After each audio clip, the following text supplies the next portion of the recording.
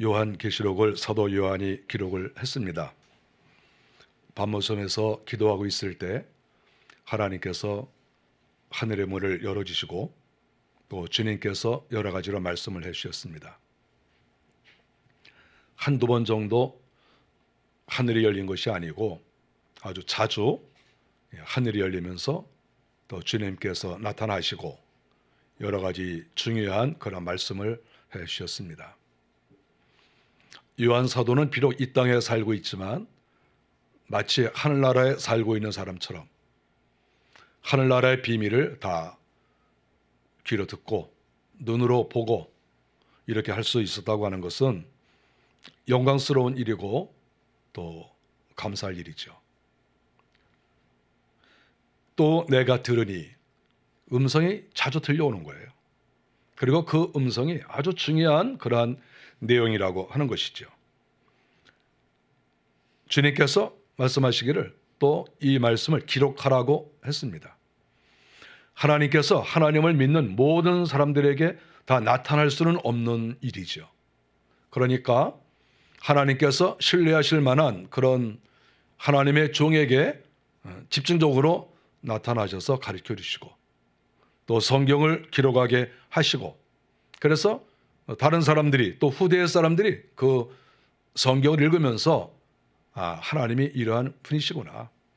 천국이라고 하는 것은 이러한 것이구나 하는 것을 알 수 있도록 하나님께서 하셨다 하는 것이지요. 13절 말씀 가운데 중요한 말씀은 지금 이후로 주 안에서 죽는 자들은 복이 있다 이렇게 말씀을 하셨습니다. 주 안에서 죽는 자가 복이 있다. 다른 말로 말하면 예수 믿고 죽는 사람이 복이 있다 하는 말씀이지요. 그렇다고 하면 우리가 다른 말씀으로 생각할 때 예수를 믿지 않고 죽는 사람은 복이 없다 이런 말로도 우리는 받아들일 수가 있겠죠. 사실 이 말씀은 상당히 충격적이고 또 우리가 심각하게 받아들여야 될 그럴 말씀입니다. 저는 목회를 하면서 많은 성도들이 부모님들이나 혹은 가족들이 예수님을 믿지 않아서 자기가 혼자 이렇게 마음에 늘 고생을 하고 어떻게 해서든지 좀 전도를 했으면 좋겠습니다. 이런 사람들이 꽤 많이 있었어요. 그런 분들을 볼 때마다 이렇게 다 안타깝고 정말 온 가족이 예수를 믿고 사랑하는 부모님과 형제들이 멸망의 사람이 되지 않았으면 좋겠는데 이런 마음을 갖고 서로 기도도 하고 또 대화도 나누고 이렇게 많이 했습니다. 사실 저는 저희 부모님이나 저희 형제나 자녀들이 다 예수를 믿기 때문에 어떤 가족이 예수를 믿어야 된다 이런 어떤 강박관념 뭐 그런 건 없죠. 그런 것을 모르고 살았기 때문에 어떻게 보면 이렇게 예수를 믿지 않고 세상을 떠나는 그러한 그 가족들을 둔 사람들이 고통스러워하고 괴로워하는 것을 제가 공감이 조금 좀 안 되죠. 공감이라고 하는 것도 자기가 같은 경험을 해야 좀 공감이 되거든요. 그래서 제가 좀 안 됐다 이런 마음이 있는 것이지 정말 괴로울 것이다 이런 생각은 잘 못합니다. 그러나 어쨌든 우리가 생각해 볼 때 성경 말씀이니까 이 말씀은 그대로 이루어지는 것이고 아무리 내 사랑하는 부모고 아무리 내 사랑하는 자녀여 형제라 할지라도 예수를 믿지 아니하면 복이 없다. 하나님께서 그 영혼을 책임져 주시지 않는다. 이런 말씀을 우리가 볼 때 가슴이 아플 수밖에 없고 또 특별히 이런 설날 명절을 당하면 친척들끼리 모이는 거 아니겠습니까? 그러니까 친척들이 모일 때마다 어떤 사람은 예수를 믿고 어떤 사람은 믿지 않고 이런 경우가 있을 때 믿지 않는 사람이 아무리 훌륭하고 인격이 좋고 또 여러 가지로 장점이 많이 있을지라도 그 장르를 하나님께서 책임져 주시지 않는다 그랬을 때 그 가슴 아픈 것은 말할 수도 없겠죠. 한 해 한 해가 지나가면 이제 대개 언론에서 작년 한 해에 이렇게 돌아가신 유명 인사에 대해서 이렇게 소개할 때가 있습니다. 2022년도는 어떤 분이 이렇게 세상을 떠나셨다. 이렇게 보면 정말 훌륭한 분들이 많이 계시죠. 그런 분들 중에서 어떤 분은 예수를 믿지 않은 분들이 있다는 것이죠. 그럴 때 우리가 이 세속사에서는 그분들이 다 훌륭하고 귀하지만 하늘나라에서는 주님께서 그들에게 아름다운 것을 제공해 주시지 않기 때문에 마음이 아플 수밖에 없는 것이죠. 사실 이번 1월 달은 저희 아버지가 10년 전에 세상을 떠나신 그런 달입니다. 저희 아버지가 살아계셨으면 지금 100세가 됩니다. 올해. 그래서 제가 생각이 나요. 올해 우리 아버지가 100세 되셨구나. 예수를 잘 믿다가 하늘나라 올라가셨기 때문에 저는 마음의 부담이 조금도 없죠. 저희 아버지가 하늘에 하나님께서 계시는 곳에 가까이 가서 거기서 예배하고 하늘에서 행복한 그런 천국 생활을 누릴 것이다. 내 아버지 어머니가 다 그럴 것이다 하는 것을 저는 확실하게 알고 있기 때문에 마음속에 조금이라도 불편하거나 괴로운 것이 없죠. 그러나 이런 민속의 명절, 설날을 맞이할 때마다 또 형제 자매들을 만날 때마다 우리 모든 성도들이 이런 고통 가운데 있을 수도 있다 하는 것을 알 수 있습니다. 성경은 분명하게 가르쳐주고 있습니다. 죽음에 대해서 이야기를 하고 있는데 우리는 보통 죽음을 이야기할 때 세 가지로 이렇게 이야기를 합니다. 이건 신학적으로도 나오는 이야기죠. 우리 사람은 세 가지를 생각할 수 있는데 첫 번째가 영적인 죽음입니다. 영적인 죽음. 우리 사람은 이렇게 육체를 가지고 있지만 실상 우리 속에 사람이 또 있어요. 그것을 우리가 영혼이라고 말하든지 속사람이라고 이야기합니다. 영혼 또는 속사람. 우리 겉에만 이렇게 눈에 보이는 물질적 사람만 있는 게 아니에요. 그러면 우리가 하나님 믿을 거 없죠. 이 땅에서 내가 마음대로 살다가 죽으면 끝나는 것이겠죠. 그러나 우리는 영혼이 있는 거예요. 속사람이 있죠. 그런데 이 영혼, 속사람, 이 속에 있는 사람이 만일에 죄를 범하지 않습니까? 죄를 범하면 점점 이 속사람이 어두워져요. 죄가 없는 사람은 어려서부터 속사람이 맑고 깨끗하고 생활도 바른 생활을 하게 되고 하나님도 잘 믿게 되는 겁니다. 그래서 예수를 잘 믿는 부모를 만난 그것도 큰 복이에요. 우리가 잘 알다시피 사무엘 선지자를 알고 있지 않습니까? 사무엘 선지자는 어머니 한나가 기도하는 가운데 태어났어요. 그리고 그 아이가 어려서 믿음으로 자라다가 젖을 뗀 다음에 제사장복을 입혀서 어머니가 성전으로 보냈어요. 어려서부터 3살, 4살, 5살 때부터 하나님을 잘 섬기는 거죠.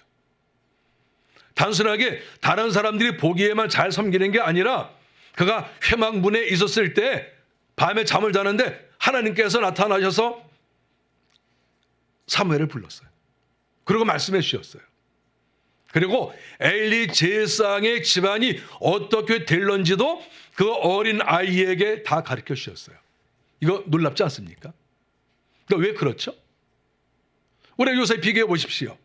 요사이 5살, 6살, 7살 되는 그런 아이들이 있는데 그 아이들이 사무엘처럼 그런가요?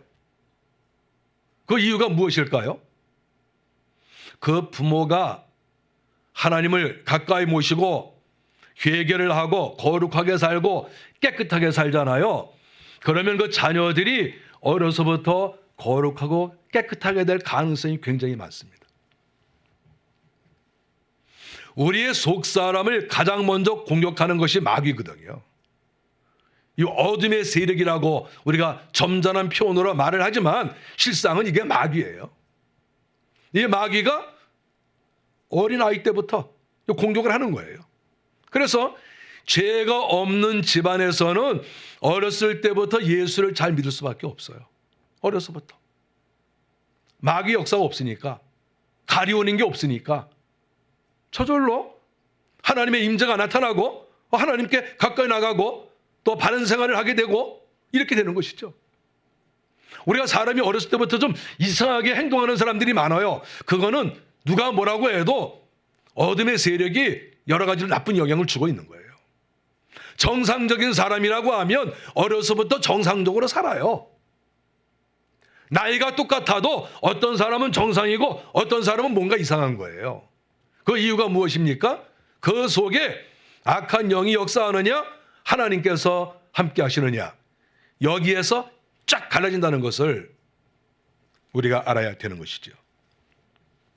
그래서 우리가 이 속사람 영혼이 있는데, 부모가 죄를 짓든지 내가 죄를 지면은 내 영혼이 힘을 잃고 내 영혼이 눈이 가리워져요. 내 영혼의 눈이. 그러니까 바른 것을 보지 못하고 진리를 보지 못하고 세상에서 온갖 더러운 일을 행하고 결정적으로는 하나님하고 사이가 나빠지는 거예요. 이게 가장 무서운 거죠. 그래서 죄라고 하는 것은 나에게도 치명적이지만 내 자녀들에게도 치명적으로 손상을 입힌다. 이것이 성경에서 가르쳐주고 있는 내용입니다. 하나님께서는 어찌하든지 우리의 속사람과 교제하기를 원하십니다. 하나님은. 우리의 영혼이 이 땅에 왔잖아요. 그러면 이 영혼이 벌써 육신을 입고 몇 년을 지나가면 하나님께서 함께 교제하기를 원하시는 거예요. 하나님이 나타나셔서 말씀도 해주시고 좋은 마음도 주시고, 또 우리의 영혼은 하나님을 사모하고 하나님을 좋아하고, 그리고 늘 이 땅에서 바르게 살려고 애를 쓰고, 이렇게 되는 것이 정상인 거예요. 만일에 죄가 많이 있으면 하나님께서 우리의 속사람 영혼에 들어오시지 않습니다. 하나님은 쓰레기를 좋아하지 않아요. 쓰레기를 좋아하는 것은 벌레고 파리고 다 그런 것들이 쓰레기를 좋아하지, 하나님은 거룩한 영은 쓰레기 같은 것을 좋아하지 않아요. 우리가 하나님을 못 만나는 중요한 이유 중에 하나가 죄라고 하는 것을 우리가 알아야 됩니다. 죄는 하나님과 나 사이를 가리는 그러한 아주 못된 그러한 역할을 하는 것입니다. 하나님께서 우리 속에 오시기를 원하시지만 이런 죄가 많이 있으니까 하나님께서 우리에게서 떠나시는 거죠. 그래서 분리가 되는 겁니다. 하나님과 나와의 분리. 그러면 그 하나님의 떠나신 자리에는 악한 영이 역사하겠죠. 그러니까 자연적으로 우리의 생각하는 거, 말하는 거, 행동하는 거, 살아가는 방법, 이런 모든 것들이 어둠이 딱 부여잡고 사람을 움직이는 것이죠. 망하는 곳으로, 더러운 곳으로, 죄 짓는 곳으로 사람을 끌고 다니는 것이죠. 마귀에게 끌려다니는 사람이 많습니다. 우리에게는 또한 육체적인 죽음이 있습니다. 우리 사람은 육신의 연령이 있습니다. 성경에 보면 70, 80을 사람의 그 수명으로 생각하고 있습니다. 사람의 연수가 70이여 강건하면 80이라고 성경에 기록이 되어 있습니다. 어쨌든 우리 인간은 이렇게 죽게 되는데, 그 죽는 이유가 뭐냐 하면 그것도 죄 때문에 우리가 죽는 것입니다. 로마서 6장 23절에서 죄의 값은 사망이라고 했습니다. 육신의 죽음도 마찬가지예요. 우리가 죄가 있기 때문에 죽는 거예요. 원래 하나님은 아담을 창조하셨을 때 죽지 않도록 만드신 거예요. 그래서 아담은 사실 930년 살지 않았습니까? 오래 살았죠. 원래 죄가 없었으면 1000년 이상을 사는 거죠. 그게 하나님이 원하시는 거예요. 사실 우리가 이렇게 죽게 되는 거, 우리 성도들은 죽어도 하늘나라를 간다, 이런 생각 때문에 그래도 죽음을 우리는 자연스럽게 받아들이지만, 한편 생각하면 죽음이라는 거는 이게 좋은 게 아니에요. 죽음이 뭐가 좋습니까? 죄의 값은 사망이라고 성경에 쓰여 있는데 뭐가 좋겠습니까? 죄는 우리의 영혼도 죽이고 우리의 육체도 죽이는 것이죠. 그래서 우리 성도들이 일찍 죽는 것을 사실은 소망하면 그거는 옳지 않습니다. 여러분, 일찍 죽는 거 좋은 거 아니에요. 우리가 가끔 이렇게 또 뉴스에서 또는 주변에서 일찍 세상을 떠나는 사람들이 있습니다. 그러니까 마음이 아픈 거예요. 하나님은 우리가 장수하기를 원하세요. 오래 살기를 원하시는 거예요. 그래서 내가 죄와 떠나고 날마다 하나님과 친밀하게 지내면 하나님께서 우리에게 은혜를 주시고 또 죄가 점점 떠나가면 하나님께서 가능한 한 이 땅에서 우리를 오래 살게 하도록 이렇게 하신다고 저는 믿어요. 우리가 죄를 자꾸 씻어내면 하나님이 장수하게 하십니다. 부모를 잘 섬겨도 장수하게 하겠다. 하나님이 이렇게 말씀하시지 않았습니까? 하나님은 이렇게 장수를 가능하면 하도록 하나님은 만드시는 거예요. 이렇게. 조건을. 너 이렇게 해라. 그럼 내가 너 장수하게 하겠다. 너희들 이렇게 해라. 그럼 내가 장수하게 하겠다. 그 이유가 무엇인가요? 일찍 죽는 건 좋은 게 아니라는 거예요. 잘하니까 장수하게 하신다는 거 아닙니까? 그래서 우리가 장수하는 것은 하나님의 복이에요. 하나님께서 은혜를 내려주시는 것이죠. 그러나 우리의 육체의 죽음은 피할 수가 없습니다. 왜냐하면 우리가 다 죄인이기 때문에 그렇습니다. 여러분도 다 세상을 떠날 수밖에 없고 저도 죽습니다. 저도 죽지요. 왜냐하면 죄가 있기 때문에. 죄가 없으면 혹시라도 에녹처럼 또 하늘나라에 들릴 수도 있겠죠. 어떤 분은 제가 이렇게 회개를 열심히 하니까 저한테 찾아와가지고 목사님은 죽음을 맛보지 아니하시고 하늘나라 올라가시는 거 아니겠어요? 그래서 아니요, 저 죽어요. 그랬더니 목사님 안 돌아가실 것 같은데 아니에요, 저 죽어요. 왜요? 저 죄가 많아요. 그렇게 회개를 하셨는데요. 아직 멀었어요. 저 죽어요. 그런 줄 알고 계세요. 죄인은 죽게 돼 있어요. 이렇게 죽음을 맛보지 아니하고 하늘나라에 갈 사람은 거의 없다고 봐야 돼요. 거의 없다. 그래서 어떤 사람은 이렇게 주님이 재림하실 때 자기는 휴거할 것이다 이렇게 기대하시는 분은 꿈 깨세요. 다 꿈 깨세요. 다 죽어요. 죽어. 휴거 없어요. 휴거할 만한 사람이 어디 있습니까? 그렇게 뺀질뺀질 회개도 안 하고 온갖 못된 짓만 하고 돌아다니는 사람이 휴거한다고 생각해요? 그 더러운 몸으로 하늘나라를 올라갈 수 있다고 생각을 합니까? 우리는 다 죽습니다. 그러나 하나님께서 축복된 자에게 이 땅에서 더 장수하게 하시고 복을 누리게 하신다 하는 것을 우리가 알 수 있습니다. 우리가 한 가지 더 생각할 것은 영원한 죽음이 있다고 하는 것이죠. 예수를 믿은 사람은 우리가 육신은 죽어도 우리의 속사람이 살아서 천국에 올라갑니다. 그래서 우리는 죽는 것이 아니죠. 육신은 이 땅에서 죽어서 땅에 묻지만 우리의 속사람, 우리의 영혼은 살아서 하늘나라 올라가니까 우리는 영생을 하는 것이죠. 그게 영생이죠. 내가 이 땅에서 죽지 않는 게 영생이 아니고 내 영혼이 죽지 않고 하늘나라에 올라가서 사는 것을 영생이라고 말할 수가 있어요. 그런데 예수를 믿지 아니하는 사람은 불행한 것은 천국에 가지 못합니다. 그러면 지옥에 갈 수밖에 없지 않습니까? 그 지옥에 가는 것은 그런 어둠의 세상으로 가는 것이기 때문에 그거는 영생이라고 볼 수가 없어요. 아니 무슨 좋은 것이 있어야 영생이지요. 캄캄하고 어둡고 심판이 있는 지옥으로 가는데 그게 무슨 영생입니까? 그건 죽음이에요, 죽음. 그래서 예수를 믿는 사람은 육신은 죽는다 할지라도 속사람은 살아서 천국으로 가는 것이고 예수를 믿지 않는 사람은 육신이 죽는 것은 똑같은데 천국으로 가지 못하고 지옥으로 가기 때문에 두 번 죽는다. 이렇게 말할 수가 있죠.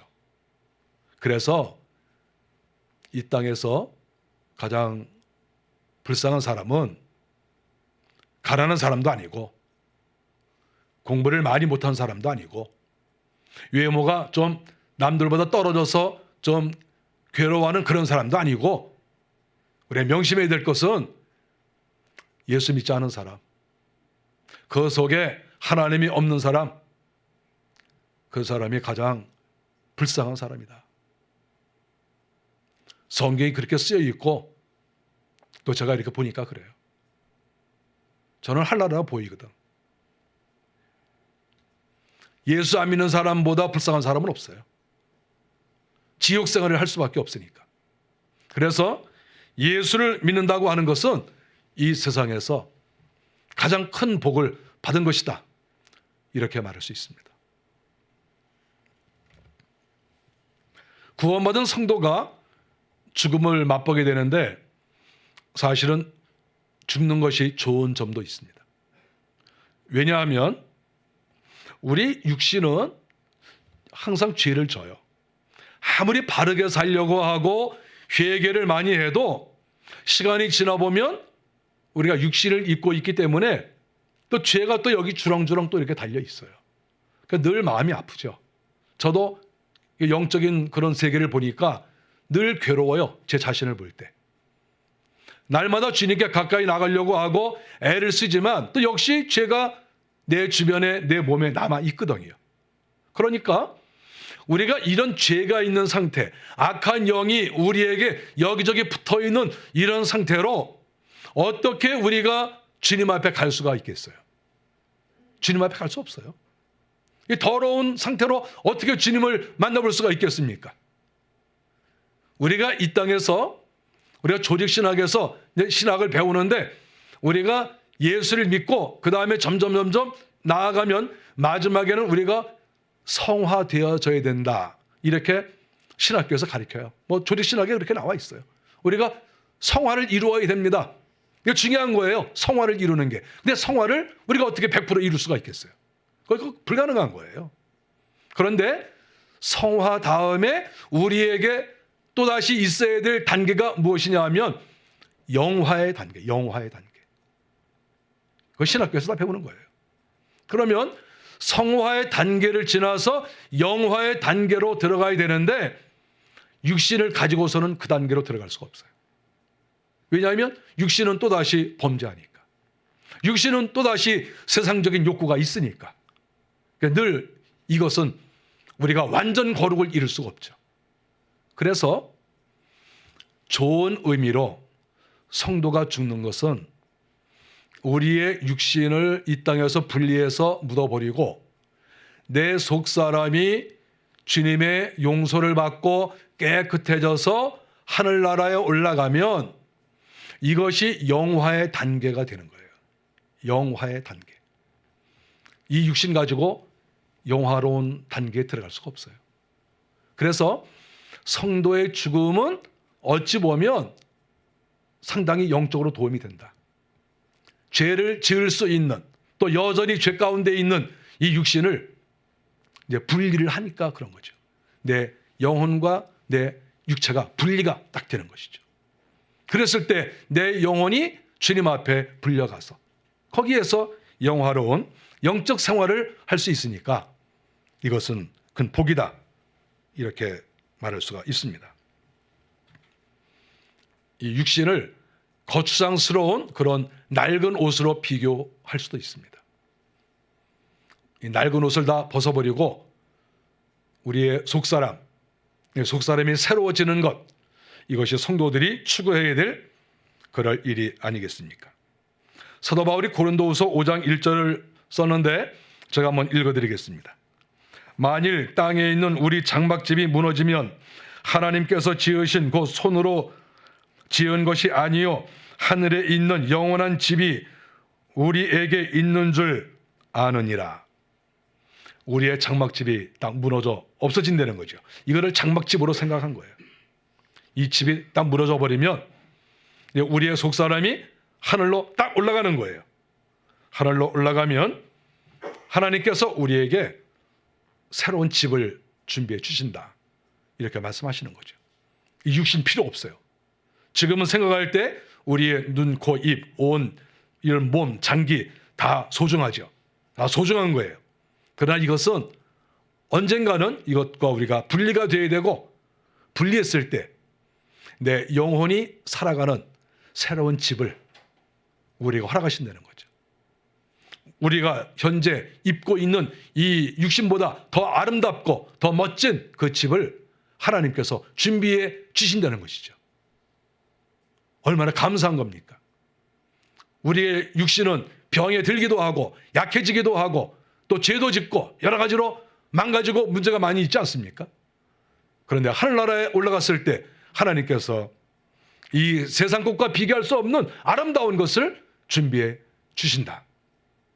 너무 감격스럽고 감사한 일이죠. 그래서 우리 성도들의 죽음은 소중한 것이고, 우리 성도들이 죽는 것은 우리의 본향 하늘나라로 가는 그런 길이다 하는 것을 알 수가 있습니다. 성도의 죽음은 이렇게 생각할 수 있습니다. 어린아이들이 놀이터에서 친구들끼리 서로 어울립니다. 이런저런 장난도 치고 또 흙을 파서 두꺼비집도 만들고 이것저것 한참 놀지 않습니까? 저녁이 됐을 때 어머니가 아무개야 그리고 부르면 네, 그리고 자기가 지금까지 놀던 거 다 손 털고 정리하고 친구들한테도 잘 있어? 그리고 엄마의 부름에 따라서 집안으로 쏙 들어가는 거죠. 성도의 죽음은 이런 것과 같다고 생각합니다. 우리가 이 땅에서 이것저것 많이 행할 수 있어요. 열심히 살아야죠. 주의 일도 하고 경제활동도 열심히 하고 사람으로서 할 수 있는 일을 많이 할수록 좋습니다. 그러나 그것은 놀이터에서 잠깐 노는 것에 불과하다. 그 생각을 해야죠. 언젠가 하나님께서 부르시면 누구든지 예, 저 여기 있습니다. 저를 부르셨습니까? 그리고 다 뛰어서 하늘나라로 가는 것이 우리 인생이다 하는 것을 성경이 가르쳐주고 있습니다. 사도 요한이 음성을 들었는데 하나님의 음성을 성령께서 받아서 이제 말씀을 하십니다. 그 말씀이 뭐냐 하면 그들이 수고를 그치고 쉬리니, 수고를 그치고 쉰다. 하나님께서는 성도들이 이 땅에서 예수를 믿고 주의 나라를 위해서 일하고 수고한 것을 기억하고 계시는 거죠. 그랬다가 이제 죽을 때가 되면 그들이 수고를 그치고 쉬게 하겠다. 이제 그만 고생해라. 바로 그러한 말이죠. 여러분, 인생이 참 즐겁고 재밌는 것 같지만 힘들어요. 목사님이 뭐 힘듭니까? 그럴지 모르지만 힘들 때도 있었어요. 인생을 살면서 깨닫는 게 뭐냐 하면 정말 인생 이게 만만치 않다는 거예요. 정말 힘들어요, 인생. 또 주의 나라를 위해서 일하는 것은 또 주님께서 기억하시는 것인데 그것도 또 쉽지 않아요. 여러분, 교회에 이렇게 충성하고 헌신하는 것도 쉽지 않아요. 뭐 좀 하려고 하면 또 누가 또 이상한 말도 하고 시비 걸고, 그래서 하고 싶은 마음이 쑥 사라지고, 좀 뭘 좀 하려고 하면 또 누가 반대하고, 또 며칠 하다가 또 낙심도 되고, 주의라는 거 이거 어려운 거예요. 주님이 그걸 다 알고 계시죠. 너희가 수고를 했다. 너희가 고생을 했다. 저는 가끔 이렇게 누워서 주님께 기도하면서 주님 저 언제 데려갈 거예요? 질문합니다. 주님이 대답은 안 하세요. 제가 이렇게 그런 질문을 하다가 가끔 그래요. 주님, 저도 이 땅에 와가지고 수고를 많이 했어요. 가정을 지키느라고 수고도 하고 또 주의 나라를 위해서도 또 수고를 많이 했어요. 가끔 쉬고 싶을 때가 있어요. 제가 이렇게 대답을 이렇게 스스로 해요. 주님께. 여러분은 그런 적 없습니까? 주님 쉬고 싶어요 이런 적 없어요? 저 가정을 위해서 이렇게 애썼는데 쉬고 싶어요. 주의 나라를 위해서도 일했는데 쉬고 싶어요. 이런 마음이 뭐 저도 있는데요. 뭐 있을 것이라고 생각합니다. 그래서 저는 성도들이 가끔 이렇게 매년 동안 수고하시다가 어떤 때 가끔 저한테 와서 목사님 저 금년에 뭐 교사 좀 쉬고 싶어요. 그럼 제가 얼른 그만두라고 그래요. 쉬세요. 쉬세요. 얼마나 힘듭니까? 계속하면 더 좋지만 또 쉬고 싶을 때 쉬어야죠. 주님이 이걸 알고 계세요. 우리가 이 땅에서 힘들게 사는 거 다 알고 계세요. 직장 생활하는 거 다 힘들고 부부 생활하는 거 다 힘들고 다 아세요, 주님이. 그래서 마음속에서 주님 저 쉬고 싶어요, 이런 마음이 있는 거 주님도 알고 계세요. 그러나 주님의 때가 또 있는 것이지요. 내가 쉬고 싶다고 무조건 쉬는 게 아니니까. 그러나 주님을 알고 계신다는 거예요. 그래서 그들의 수고를 그치고 쉬리니, 죽음이라고 하는 것은 이 땅에서의 수고를 그치게 하는 것입니다. 감사한 일이죠. 주님은 이 땅에서의 우리의 행하는 모든 것을 일이라고 생각하고 계시는 거죠. 너희들 얼마나 힘들고 어렵냐. 너희들의 그 모든 일들, 이거 감당하는 게 얼마나 힘드냐. 내가 너희들에게 죽음을 주는 것은 쉬게 하는 것이다. 성경이 이렇게 기록을 하고 있습니다. 그래서 이것은 복이라고 생각합니다. 그래서 만일에 우리가 죽음을 맞이하더라도 슬퍼하거나 실망할 이유가 전혀 없다, 이렇게 볼 수 있습니다. 또 하나 하나님께서 말씀하시는 것은 이는 그들의 행한 일이 따름이라, 이렇게 말씀을 했습니다. 그들이 행한 일이 따름이라. 이 말씀을 가만히 생각을 해보면은 하나님께서 보상을 하신다는 의미가 여기에 들어가 있습니다. 너희가 이 땅에서 가정을 위해서 수고를 많이 했느냐? 죄의 나라를 위해서 너희들이 고생을 많이 했느냐? 내가 다 알고 있어. 그래서 내가 어느 땐가는 너희들을 쉬게 할 거야. 그런데 중요한 것은 내가 너희들에게 보상을 할 거야. 행한 대로. 이렇게 하나님께서 말씀을 하시는 것이죠. 정상적인 가정이나 정상적인 회사나 정상적인 국가나 정상적인 나라라고 하면 수고한 대로 갚아줘야 되는 겁니다. 그게 정상이죠. 그게 정상 국가예요. 정상적인 가정이고 정상적인 교회고. 이 세상의 모든 공동체는 행한 대로 갚아줘야 됩니다. 수고하고 일하지도 않았는데 거기에 선물을 듬뿍 안겨줄 수는 없는 것이죠. 그리고 수고를 많이 한 사람을 빈손으로 만들 수는 없는 것이지요. 그래서 하나님께서는 그들의 행한 일이 따름이라 하는 이 의미는 내가 너희들에게 다 갚아준다. 너희가 가정을 위해서 충성을 했느냐? 내가 다 갚아줄게. 주의 나라를 위해서 수고했느냐? 그거 내가 다 기억하고 하늘나라에서 내가 다 갚아줄게. 사도 요한에게 하나님께서 성령을 통하여 이렇게 말씀하신 것이죠. 저는 이 말씀을 믿어요. 저는 하나님 앞에 충성할 때 하나님께서 갚아주신다는 것을 철석같이 믿고 있는 사람입니다. 조금도 흐트러짐이 없이 1%의 예외도 없이 내가 충성한 것만큼 하나님은 나에게 갚아주신다. 가정을 위해서 일을 했든지 주의 나라를 위해서 일을 했든지 선교지를 위해서 일을 했든지 남들이 알게 모르게 뭐 했든지 그 상관없이 주님께서 내가 너에게 다 보상한다, 이렇게 말씀하시는 거예요.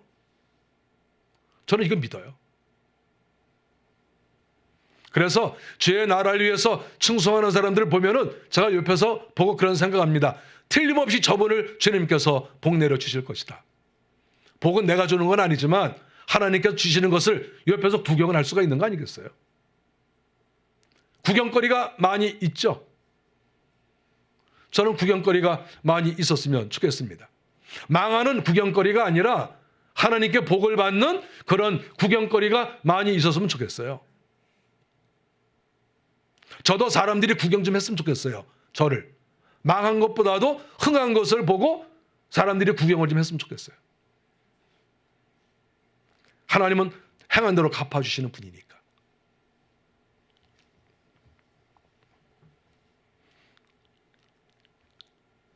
주님을 만나지 못하고 믿음이 없는 사람은 갈 곳이 없습니다. 본향이 없는 거죠. 그래서 결국은 캄캄하고 어두운 그런 곳에 갈 수밖에 없다 하는 것이고, 거기에서의 친구는 하나님을 믿지 않고 심판받는 사람과 사탄과 친구가 될 것이다. 이 땅에서도 사탄을 좋아했으니까 사탄이 시키는 대로 많이 했으니까 지옥 가서도 사탄하고 친구가 될 것이죠. 이 땅에서 하나님과 친구가 되고 성령의 인도에 따라 사는 사람은 하늘나라 올라가서도 역시 똑같이 성령과 또 하나님과 함께 살게 되겠죠. 이 땅과 하늘나라는 연결이 되어 있습니다. 연속성이라고 하죠. 연속되어지는 것이죠. 그 사람이 이 땅에서 어떻게 살았느냐가 결국 하나님 나라에서 어떻게 살 것이냐가 결정이 되는 것이죠. 그래서 우리가 이 땅에서 잘 살아야 돼요. 1년 1년을 하나님 앞에서 잘 살아야 되는 것입니다. 저는 요사이 명절 때 외국으로 나가시는 분이 많다. 공항에 몇십만 명이 몰렸다. 그런 말을 들으면 저는 마음이 기뻐요. 여러분 뭐가 기쁘냐 이렇게 생각할지 모르겠는데 저는 굉장히 기뻐요.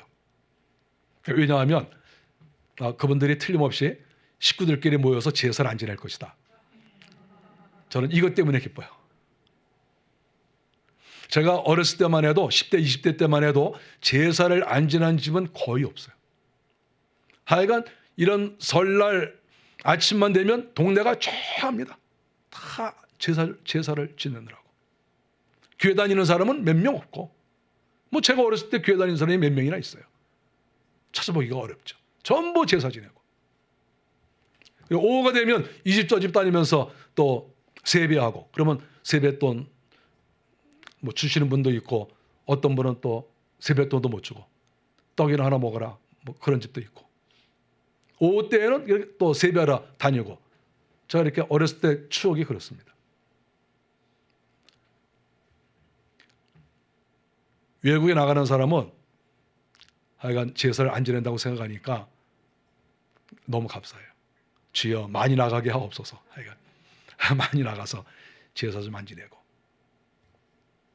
제사 지내는 거는 우상을 섬기는 거예요. 이거는 뭐 아름다운 풍습 이런 거 아니에요. 그건 풍습이 아니라 그거는 우상을 숭배하는 거예요. 그리고 제사할 때 귀신이 오는데 우리나라 사람들이 잘못 생각하고 있는 게 뭐냐면 제사할 때 그 돌아가신 그분의 영혼이 온다고 생각하고 그래서 그분 맛있는 거 드시라고 음식을 많이 차리는 것이고 그분이 평상시 좋아했던 거를 많이 차렸던 거예요. 그거 와서 드신다고. 근데 그 영혼은 이미 천국을 갔든지 지옥을 갔기 때문에 그분이 오시는 게 아니거든요. 여기에서 실수를 범하는 거 아니겠습니까? 그러면 누가 옵니까? 귀신이 오는 거죠. 이 땅에는 온갖 귀신이 다 있는 거예요. 특별히 그분과 함께 놀던 귀신들이 옵니다. 특별히 그래요. 그래서 이 제사 음식에는 귀신들이 쫙 붙어 있어요. 그래서 또 제사 지내고 그래서 또 그 음식을 먹고 그러면 또 그 가난한 조그만 그 세력들이 귀신들이 그 조그만 귀신들이죠. 그것들이 뱃속으로 들어오는 거예요. 배가 아픈 사람들이 많아요. 우리나라 남자들이 여자들보다 좀 뭔가 이렇게 좀 약해 보여요. 저는 우리나라에서 남성, 여성 그랬을 때 우리가 통계적으로도 여성들이 더 활발하고 여성들이 더 씩씩하고 또 공로도 많아요. 남자들은 좀 죄송한 얘기지만 좀 비리비리한 그런 남자들이 좀 많아요. 남자들. 여성들은 별로 그런 걸 못 느끼겠어요. 그래도 평균적으로 보면 여성들이 다 가정을 이끌어가고 남자 정신 못 차리면 정신 차리라고 바가지도 긋고 어쨌든 이렇게 해서 집안을 좀 살려나가려고 하는 그러한 경우가 많습니다. 교회에서도 여성들이 예수를 잘 믿지 않습니까? 저는 왜 그러나 하는 거를 생각을 많이 합니다. 어떤 책에 나온 건 아니고 제가 연구를 해보니까 남자들은 그렇게 제사를 많이 지내가지고 맨날 그 제사하면서 고개 숙이고 제사할 때 뭐 술도 마시고 뭐 음식도 먹고 자꾸 그러니까 아무래도 악한 영들이 많이 들어오지 않을까 그런 생각을 많이 해요. 이건 제 생각이에요. 제 생각. 책에는 없어요. 여러분 생각은 어떻습니까? 여성들은 또 제사를 못하게 해요. 지나고 나니까 얼마나 감사한 것인지. 절을 못하게 하잖아요. 여자들은. 절할 때마다 귀신 들어오니까 남자들은 다 뭐가 이상한 사람이 많고 여성들은 아주 깔끔하고 깨끗하고 충성되고 올림픽 나가도 여자들이 더 많이 메달을 따고 힘도 더 세고 목소리도 더 크고 얼마나 좋습니까 여자들이.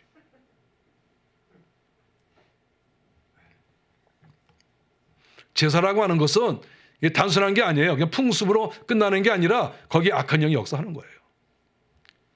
저는 그것을 알고 있기 때문에 제사를 안 지내는 것이 얼마나 복이고 제사를 지내는 것이야말로 계속해서 망해가는 것이다. 서서히 망해가는 것이다. 그것이 눈에 보여요. 오늘은 설날과 또 주일날이 겹쳐서 하나님께 이렇게 예배하게 됐습니다. 오늘 여기 오신 분들은 무조건 제사에는 참여하지 않았다 하는 것이 확정이 되는 것이죠. 딱 이 시간에 제사를 드리는 거 아니겠어요? 교회 나오는 이 시간에. 어쨌든 여러분들 제사 지내지 않아서 축하드립니다. 제사는 망하는 거예요. 서서히. 처음에는 모르겠죠. 서서히 망해요. 남자들이 더 많이 망해요.